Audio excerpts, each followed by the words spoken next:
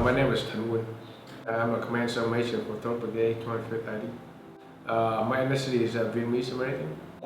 I was born in Nha Be, Vietnam. I escaped out of Vietnam with my dad and my little sister on a small fishing boat. It took about 10 days. We were at sea with 86 people.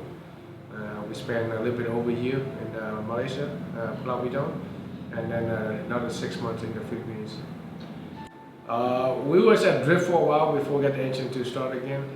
We just kind of aimed south and did a lot of frames, and luckily we landed at the beach in Malaysia.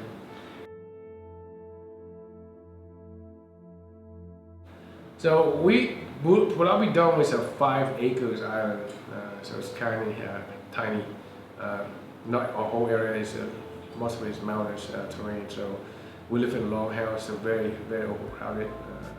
Some areas pretty dangerous because of the gangs of thugs, you could say. So we spent over a year there on the refugee camps on that island before we got interviewed and got accepted to come whether to America. Well, we didn't know where we were gonna be going to. From there, we went into another refugee camps on the mainland of Malaysia, where we spent a few more months there before coming to the Philippines. So we came to Bataan, Philippines. It's refugee camps south of Manila. It's a very poor mountain regions, mountains of the Philippines, and we have very little, and the local people there have very little as well. So they used to come on camp and trade with us. So one way we kind of trade with them back and forth. So there was not much better off than we were, honestly. So that's when in the Philippines when we find out where you were going, whether you're coming to America, Australia, or Canada. So we knew we was coming to America. So we had culture classes. So you go to a school and learn about American culture. Honestly, I don't know what I was expecting, but we learned about the national anthem, we learned a little about the history and stuff. Nothing about really the everyday day culture and everything. So at that time, in my head, I think America is utopia that I always imagined what America was like. So there was 5 group of people from 5 different churches. There was basically grandparents. They wanted to help out with a family. And they were sponsors. I don't know how the whole process, how they went about contacting the immigration officer and stuff, but I just knew it was us who they ended up sponsoring. So when we come to America, they was there at the airport to pick us up and process us and get us in with school and all that stuff. In a lot of ways, I am grateful that I grew up in Iowa. We was adopted by this couple, my grandma and grandpa, Doris and Whitaker. Every summer we go on vacations, and when we meet people, they introduce us as their grandkid, and people always ask, "Oh, are they adopted or whatnot?" And they always say, "No, my grandkid," and let's live with that.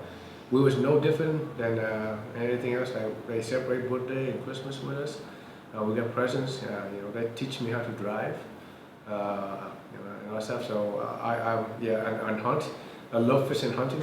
It's because my grandpa truck. We go to Canada every summer, go fishing and stuff, so I absolutely love it.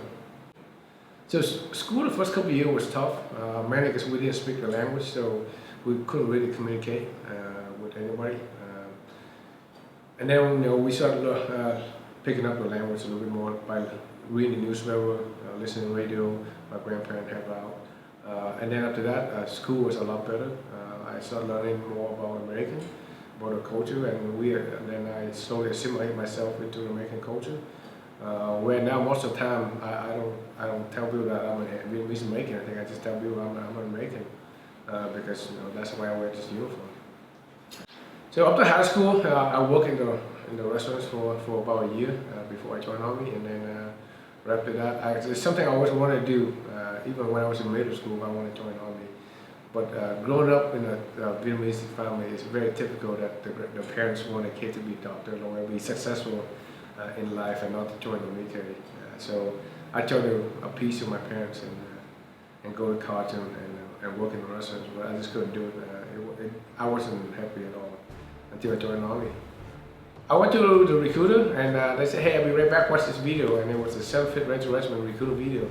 when we would jump out of airplane, come out of the swamp shooting guns and stuff, and they come back, I thought, hey, that's what I want to do. So I got the 11 Bravo Airborne Ranger contract, and I never looked back.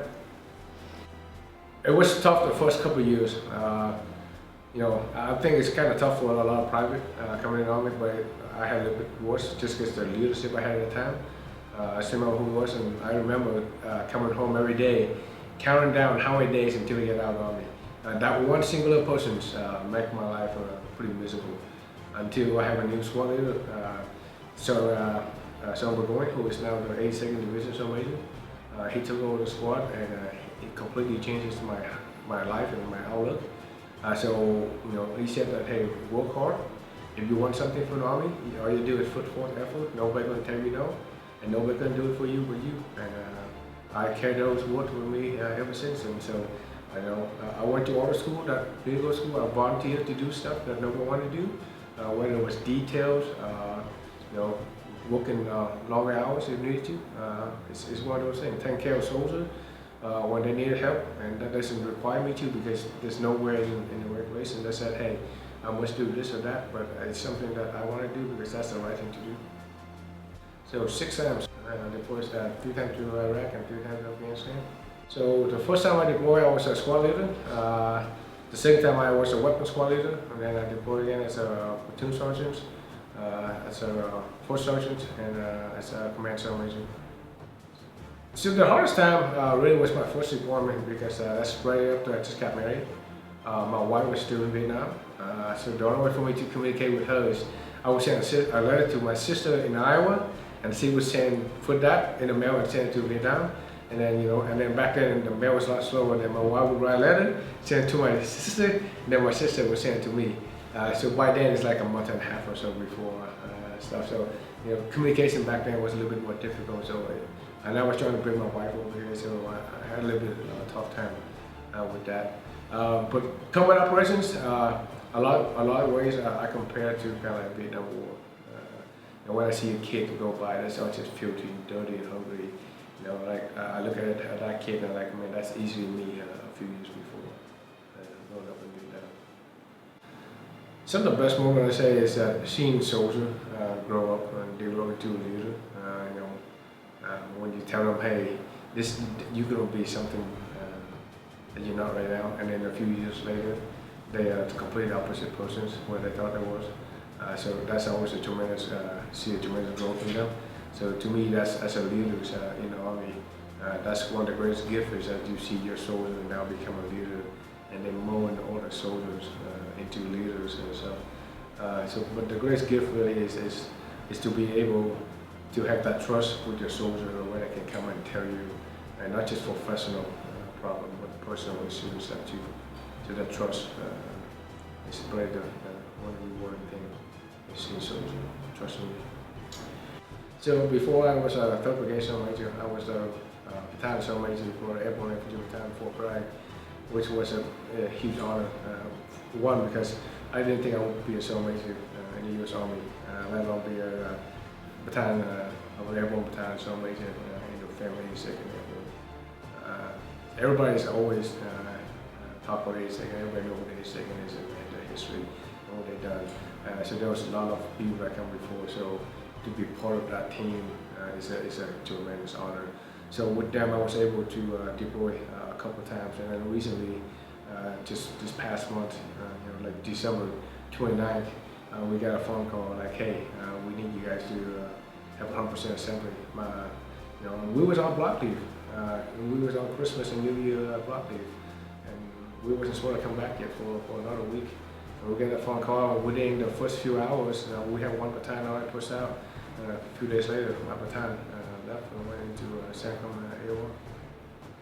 So when I found out that I was selected to be the Brigade Sergeant Major, but specifically the Bronco Brigade, I knew a little bit about Hawaii. I knew a little bit what they've done during the Vietnam War. But then I started looking into the history of the Brigade and how much time they spent in Vietnam fighting for South Vietnamese freedom and defending their way of lives, and how many people died doing so. So to me, this is like almost like a complete circle. So to me, this is like the highest honor that those guys went over there, didn't know who we are, fight for us, and here I am, you know, 40 years later, I'm part of this unit that was over there. So my every day is that I gotta live up to that honor, so I can so we can celebrate what they've done for us. I'm a proud American soldier.